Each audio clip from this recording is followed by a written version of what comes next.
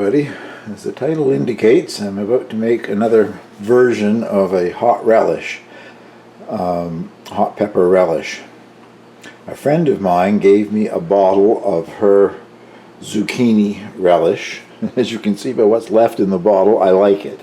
It's a sweet relish, and it gave me an idea that perhaps I could take that and make a sweet hot relish. So that's what I'm going to attempt. Hers is made with zucchini, and that's what the recipe calls for. It's out of a cookbook, I think Canadian Legion cookbook. She said that's quite old. I just have a photocopy of the page here. It's just called Zucchini Relish. I'm not growing zucchinis this year, but I'm growing another kind of summer squash, these yellow crookneck. You turn your back on these things and they double in size overnight, it seems. This one here is really quite big. But even though they're this big, I've been testing them by just punching the thumbnail in the skin. They're still very tender. So I need 12 cups of chopped either zucchini, or I'm going to be using these crookneck yellow squash. I think the variety is called Delta. I'll split those in two and remove the seeds and just chop the rest of it. And I will put the recipe, it's very simple, I'll put the recipe down below, I'll write it out. But it's 4 large onions, 2 red bell peppers and 2 green bell peppers, and that's it, except I'm going to be adding chilies. And these are what I'm growing for Thai chilies. I've only got 2 that are ripe, and some of the other ones are starting to ripen, the green ones. There's plenty of heat in all of them, so I'll use the green ones in all. But my Thai chilies somehow got crossed with some other peppers. I've been saving the seed, and this is 2 years in a row that they still have plenty of heat, but they're much larger than a Thai chili. So today I bought this tray of Thai chilies. I won't use all of those in the relish, but I'll use quite a few of them. And also I will dry the rest and save seed from them. That's where my original Thai chilies came from, just store-bought Thai chilies. I think the actual variety over here is called Bird's Eye maybe, or something like that. But anyway, they're pretty much an heirloom. They come true from seed until something cross-pollinates. So a lot of those will be going in to give it some heat. The next part of the process is to start chopping this, I guess. So I get the food processor set up, and I'll bring you back then. Something I should have mentioned, I guess, before I get going here. The only thing out of my garden are the crookneck squash and these few Thai chilies. The rest of it are bought produce. Well, I have the squash all cut up and the seeds removed and washed and all that good stuff. I need 12 cups of chopped squash. So we'll see what we can do here. A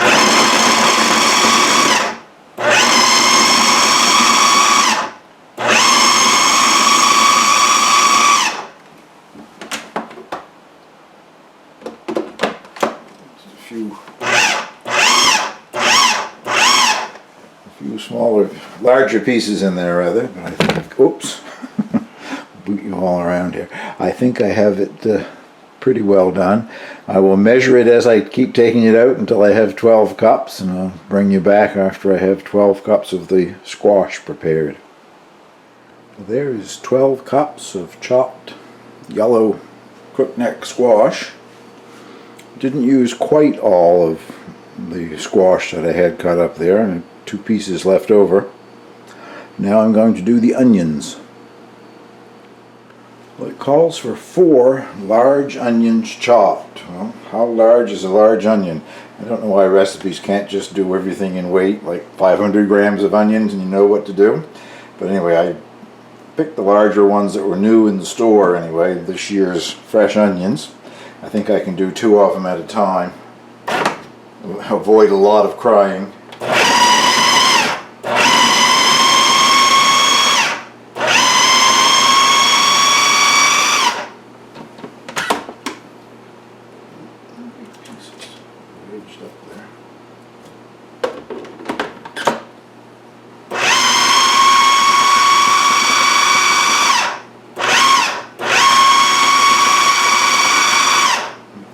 Evidently not. There's one big piece that is not going to chop. Anyway, I'll bring you back after I have all 4 chopped up.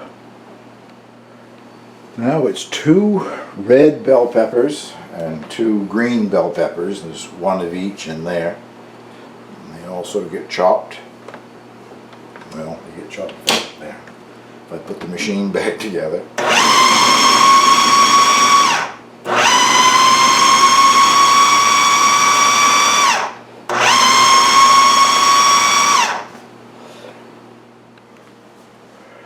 My Thai chilies and quite a few of the bought-in Thai chilies.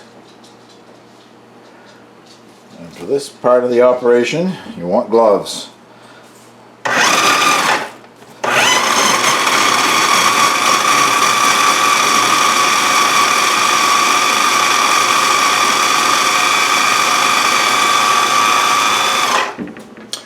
I will put that all together and show you what it looks like.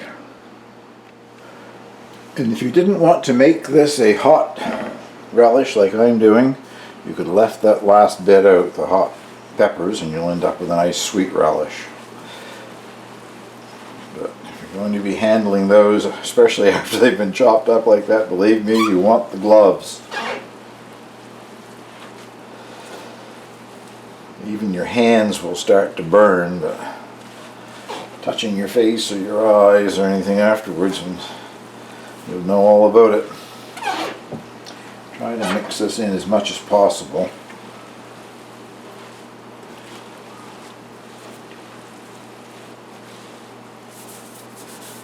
It gets 1/3 of a cup of pickling salt.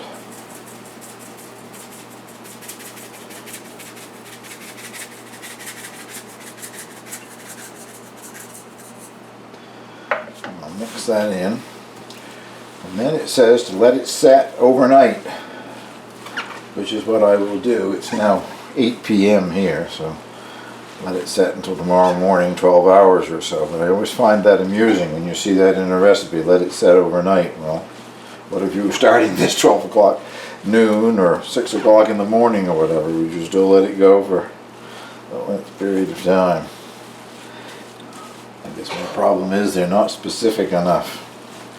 But that salt will draw out a lot of the moisture. There'll be a lot more liquid in the morning. And that gets drained off, and the relish gets rinsed before you proceed with the rest of the seasoning and cooking it. So I will cover that over with a towel to keep flies or whatever, or dust out of it. Just leave it at room temperature and let it set until tomorrow morning. So I will see you in the morning. It's day 2 here. I suppose 13 hours, I guess, that it's been in the salt. And now I'm going to pour it into this colander. I think a colander that'll work quite well. Most colanders have larger holes. This one has just got a screen in the bottom. I suspect I'll have to do it in 2 or 3 lots.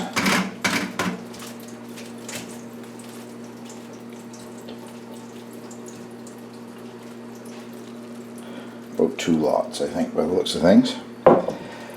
And draining off the brine there, but also you want to wash it to get rid of the salt. So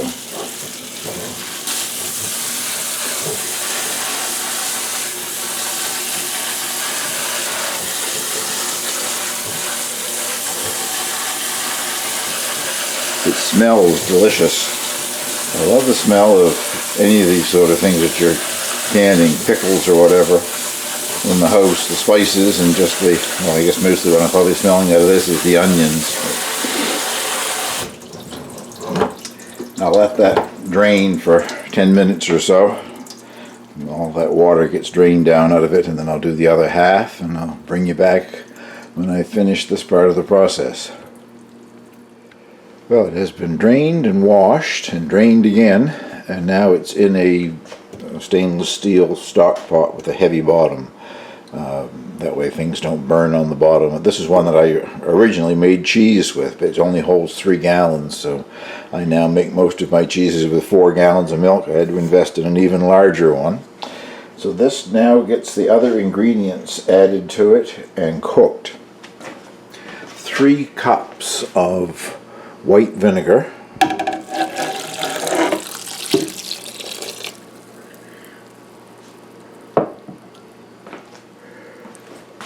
4 cups of white sugar, certainly is sweet,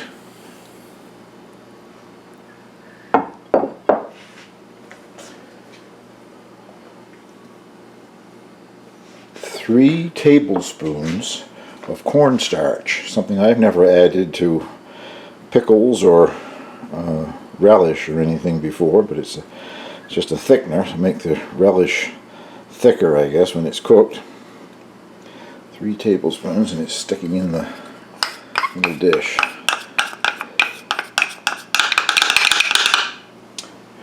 2 teaspoons of celery seeds and 2 teaspoons of mustard seeds, and those are both in this little container. And last but not least, is it 1 or 2? 2 teaspoons of turmeric.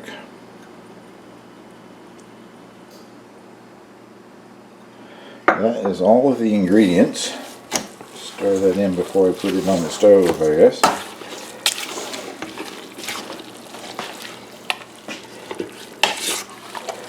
You bring this to a boil and boil it for 20 minutes before you can it. Oh, there's a nice big piece of onion that I didn't know was in there. Take that out.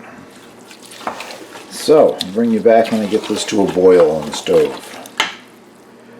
Well, it just came to the boil a few minutes ago, and I set the timer for 20 minutes. Stir it occasionally, but I don't think anything's going to stick on bottom anyway. And I did taste it when it was cold before it started to cook. It is both sweet and hot at that stage anyway, I'm pleased to say. So I think I'm going to get a relish out of this that I'll enjoy anyway. It's quite a bit of heat. But if you've watched any of my videos, I guess you probably know I enjoy quite a bit of heat. I don't want it to be painful, I don't mean that, but Thai chilies are hot and I put quite a few in there, so it'll have a good heat. Bring you back when I'm putting this in the jars. Well, it's had its 20 minutes of boiling. Change the color of it a bit, I suppose, the turmeric in there. It is quite thick, which must be the cornstarch. I'm using pint jars, 500 milliliter jars.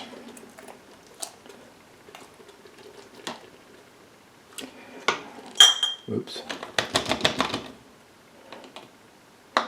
Just a bit more, I guess.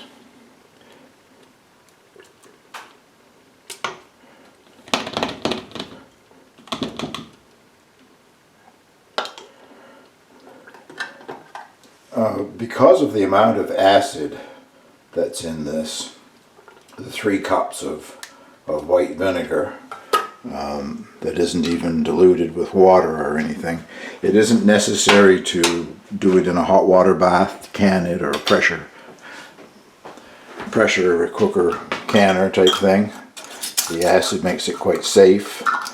If you wanted to do that, you feel that it would be safer or whatever, it would be fine. It won't hurt it any to can it, but it isn't necessary with that much acid. Nice looking jar. I'll bring you back and show you how many jars I get when I finish here. Well, I'm quite surprised with the yield. I thought maybe half a dozen pints, but I've got 8 full pint jars and this part one. A little over half full, I guess. That one I will put in the refrigerator as soon as it cools down and seals, and use that immediately. The other ones can go in the basement on my preserve shelves, I guess, and use them later on. It'll be better after they have set for 2 or 3 weeks. It gets a chance to homogenize its flavors. The only thing now to wait for is to make sure they all seal. I've heard 3 or 4 so far do their pop, so I know they are sealing. And as I said, I won't be canning them. It won't hurt a thing if you don't feel that it's safe. You prefer to can them. And also, if you don't want to make the hot pepper relish, you can do this same relish with any kind of summer squash and just eliminate the hot chilies that I added to it. Well, thank you very much for watching. I'll get this little episode up on YouTube.